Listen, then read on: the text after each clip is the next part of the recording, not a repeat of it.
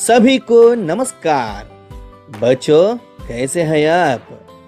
हमारी Hindi YouTube channel में आप सबका स्वागत है। Education is the most powerful weapon which you can use to change the world. నిజమే, ఏ దేశ భవిష్యత్ అయినా ఆ దేశపు విద్యా వ్యవస్థపైనే ఆధారపడి ఉంటుంది. మరొక 40 రోజుల్లో మన 10వ తరగతి ఎస్ఎస్సి పబ్లిక్ ఎగ్జామినేషన్ స్టార్ట్ అవబోతున్నాయి. చాలామంది కామెంట్స్లోనూ మెయిల్స్లోనూ అడుగుతున్నారు, హిందీకి సంబంధించినటువంటి యాక్షన్ ప్లాన్ కానీ సజెషన్స్ కానీ చెప్పమంటున్నారు. మనందరి కోసం ఇప్పుడు మనం చెప్పుకుంటున్నాం 30 days యాక్షన్ ప్లాన్. 30 రోజులు ఈ యాక్షన్ ప్లాన్ ఫాలో అయ్యి చదవడం వల్ల 10th క్లాస్లో 10/10 GPA సాధించే విధంగా సజెషన్స్ కూడా ఇస్తోంది మన హమారీ హిందీ యూట్యూబ్ ఛానల్. మరెందుకు ఆలస్యం, యాక్షన్ ప్లాన్ చూద్దాం, చదువుదాం, మంచి మార్కులు సాధిద్దాం. పదండి. శ్రమ నీ ఆయుధమైతే విజయం నీ బానిసవుతుంది. నిజమే, కష్టే ఫలి అన్నారు పెద్దలు. నేటి ఉరుకుల పరుగుల ప్రపంచంలో విజయం సాధించాలంటే కేవలం ఒకేలా ఉండిపోతే కుదరదు. సమయానికి అనుకూలంగా మన యొక్క ప్రణాళికలు మార్చుకుంటూ ఉండాలి. అంటే ఏదో యాంత్రికంగా కాలంతో పరుగులు పెట్టడం కాదు, విజయానికై అహర్నిశలు శ్రమించడం. ఏదైనా సాధించగలిగే శక్తి మనలోనే ఉంది. Yes, I can do it అని అనుకున్న రోజున ఏ పనైనా మనం సాధించి తీరుతాం. మనం ఏ పని మొదలు పెట్టినా అది మొదట్లో చాలా చిన్నదిగానే కనిపిస్తుంది, కానీ అదే చివరకు ఒక మహాద్భుతమై మనకి విజయాన్ని అందిస్తుంది. మనం ఏదైతే ఆలోచిస్తున్నామో అదే మనం అవుతాం.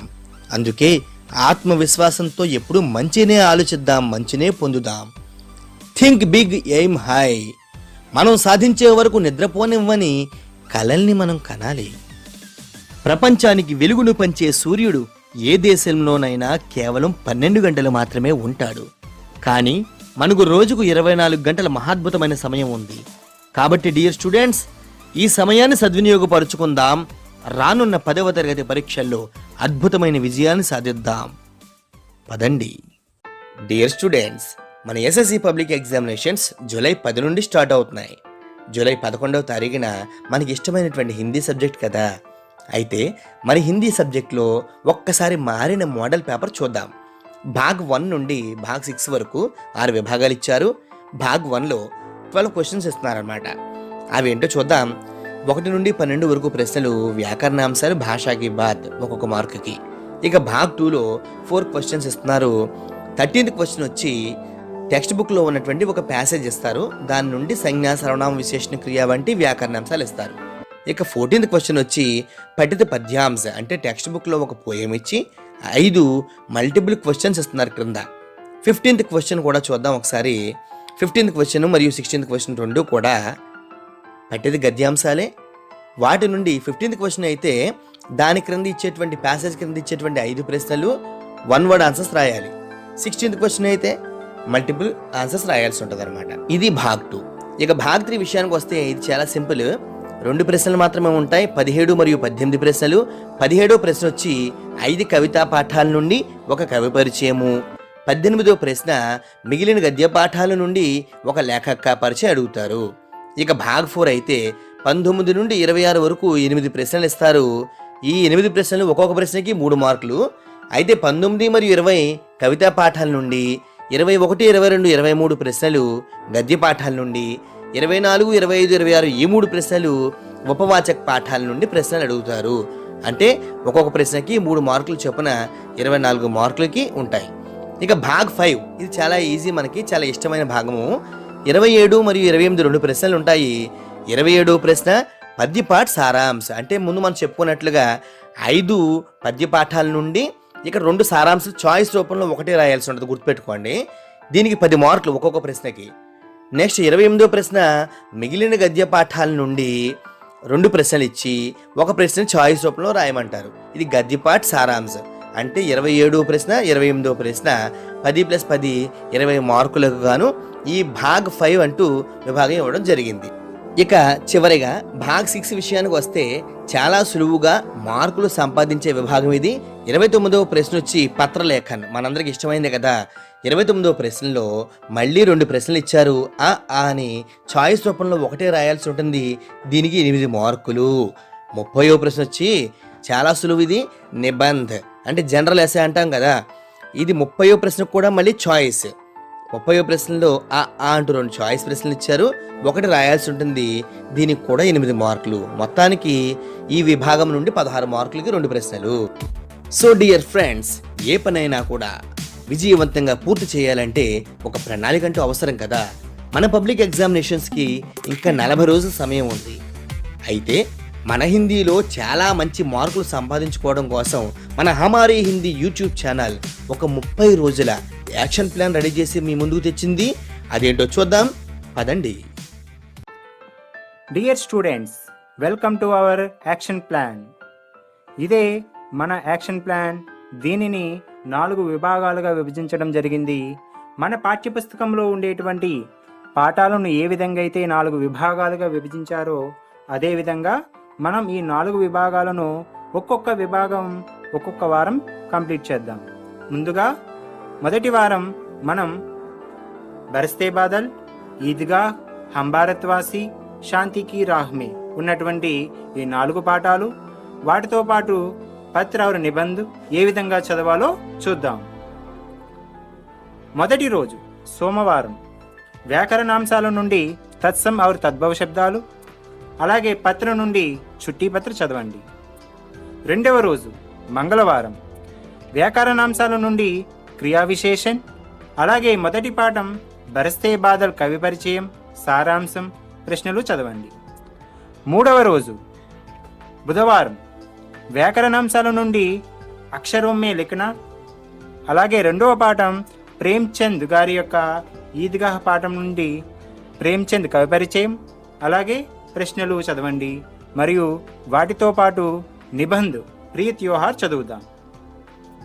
నాలుగవ రోజు గురువారం వ్యాకరణాంశాల నుండి కారక చిహ్నం, అలాగే ఈద్గాహ్ సారాంశం మరియు ప్రశ్నలు చదువుదాం. శుక్రవారం 5వ రోజు వ్యాకరణాంశాల నుండి సమాస్, అలాగే 3వ పాఠమైనటువంటి హమ్ భారత్వాసి నుండి కవి పరిచయ్ మరియు ప్రశ్నలు చదువుదాం. వాటితో పాటు నిబంధ్ దూరదర్శన్ చదువుదాం.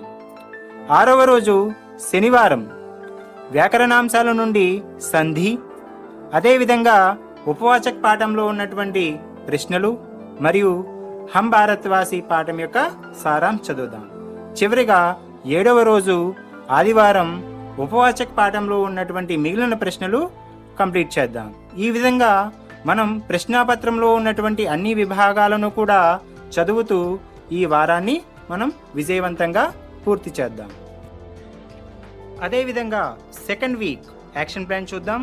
మరి సెకండ్ వీక్ యాక్షన్ ప్లాన్లో మనం కన్ కా అధికారి, లోకగీత్, అంతర్రాష్ట్రీయ स्तर पर हिंदी, అదేవిధంగా పుస్తక్ విక్రేత కో పత్ర, ప్రియ నేత, पर्यावरण और प्रदूषण, అదేవిధంగా వ్యాకరణాంశాలు అనేక శబ్దों के लिए एक शब्द, ముహావరే, లింగ్, వచన్, కాల్, శుద్ధ కీజియే, ఈ మొత్తం విషయాలు కూడా ఈ వారంలో మనం చదువుదాం.